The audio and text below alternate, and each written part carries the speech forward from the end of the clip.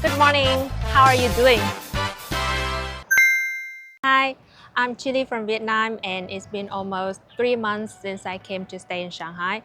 So I guess today I want to sit down and share with you a little more about my backstory and how I've been liking the city so far. So where am I specifically in Shanghai?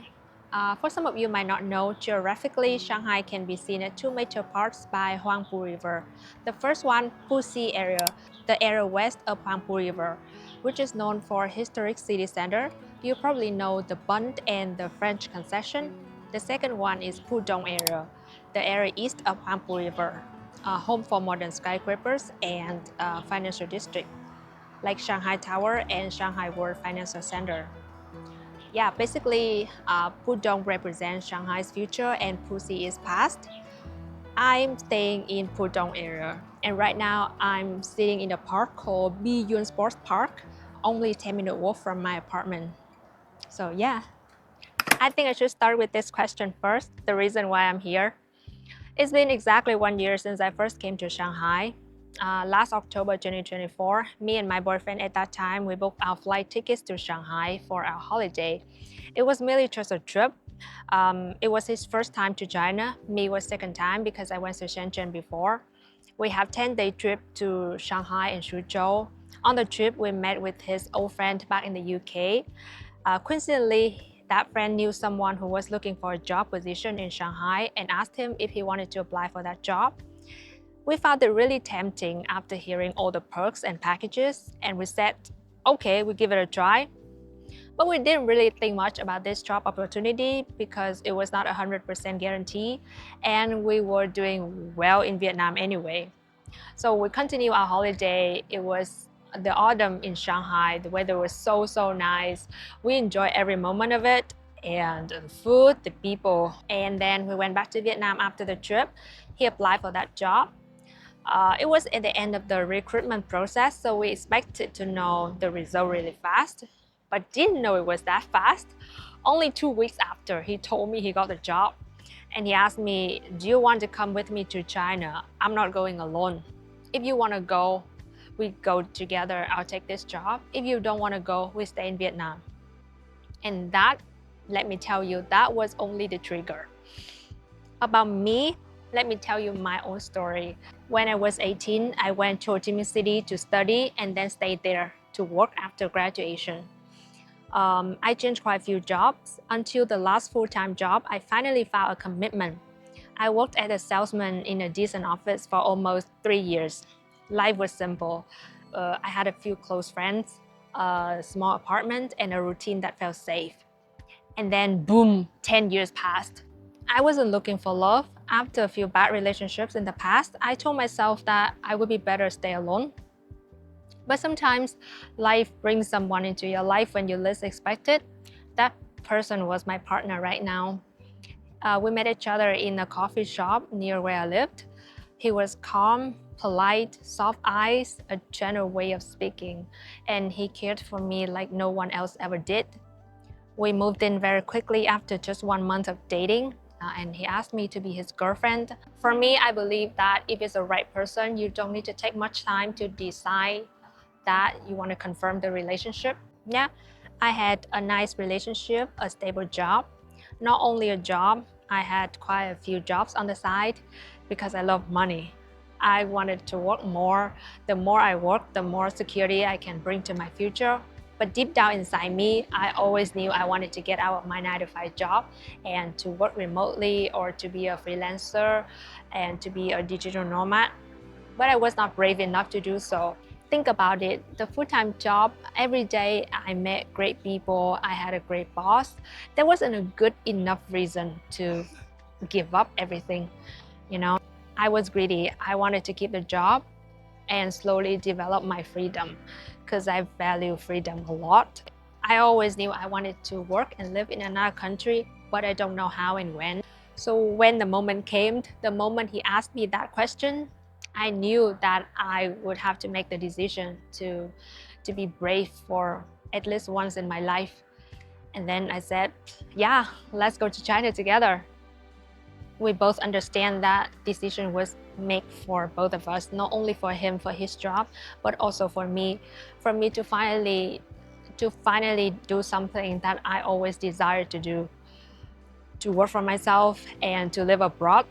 We didn't even prepare for Shanghai. It was funny that we bought an LG TV for around like 2,000 US dollars just 1 week before we came to Shanghai. If we knew we would stay and move to Shanghai, we wouldn't buy the TV. Yeah, and Shanghai is such a great city. We fell in love with it when we came to visit, so why not? And then we got married in Vietnam, got the marriage certificate legalized in Chinese embassy, and then we went to Shanghai together. And then it's been almost 3 months. Now here am I. Let's move on to question number 2. Is Shanghai a place for digital nomads? As my introduction, I came to China without a job. Technically, I still work. I'm a digital nomad. In China, they don't have digital nomad visa. Here are the few visa options if you want to stay in China legally.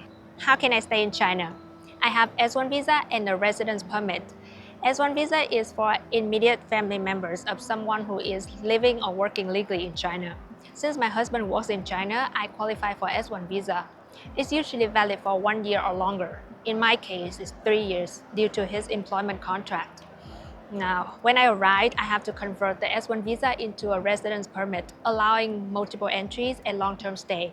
I cannot take any employment with Chinese companies or get money from Chinese companies into my bank account. I can only get money from my husband because I'm his dependent. So yeah, technically I can work, but I cannot work for China. I'm not considered earning from Chinese resources, so China doesn't tax me.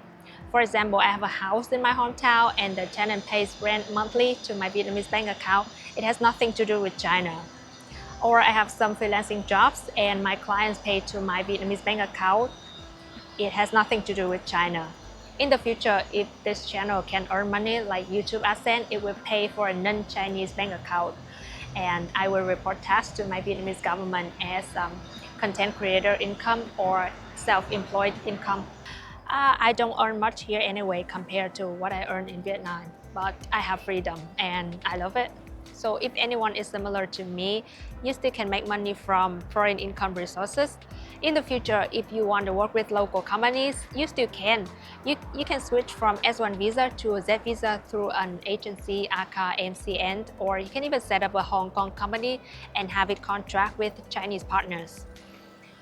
Okay, and if you're not digital nomads, fine. There are still many business and tech opportunities for everyone here, like Alibaba, Tencent, Baidu, Huawei. Huge opportunities here for everyone. Now let's talk about the cost of living in Shanghai. I have to say that Shanghai is a little bit more expensive than other Asian cities compared to Bangkok or Bali or Tokyo or Seoul for digital nomads, if you ask me.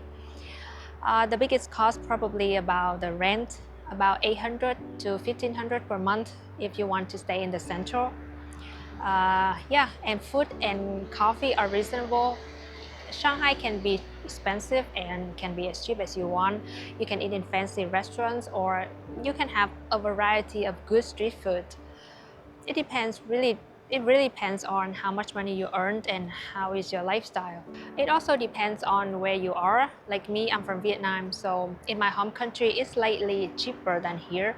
But if you are from a country like Western countries, Europe, America, Australia, I think Shanghai is quite affordable. Yeah. Can you speak Chinese? I often got that question a lot before I moved here. Like, do you speak Chinese? Why you come to China if you don't speak Chinese? I'm a little embarrassed to say that I'm not fluent in Chinese, but I have enough to like survive here, like order food, book a taxi. You know, I imagine if I have friends here, either they have to speak basic English or I have to improve my Chinese. Otherwise, we can't be friends. I feel like I don't have to communicate with people in Chinese in a deeper level. Like if I have to work in an office, I have to learn Chinese intensely, but no, I don't. Very ironic that I did have HSK3 back in my uni 6 years ago. My major was English business at University of Economics, Ho Chi Minh City, and they require a third language certificate to graduate.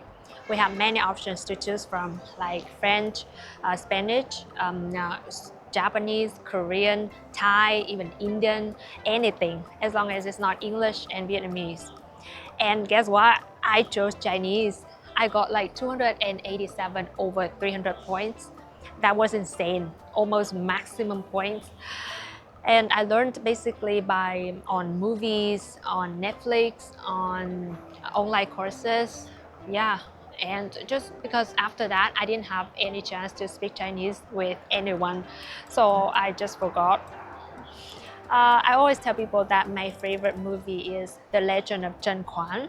Check it out if you're curious. In Shanghai, people do speak a little English, but I think if you go to another cities outside of Shanghai, then maybe you have to speak the local language in order to communicate with the people. I personally, I do really want to travel as many cities in China as possible. You know, I love China. It's so big and so beautiful. Yeah, and I think it's good to learn the language here if I want to stay here long term, like 3 years, you know. And but I'm guilty to say that I'm not that good in Chinese. How do I feel after moving to Shanghai?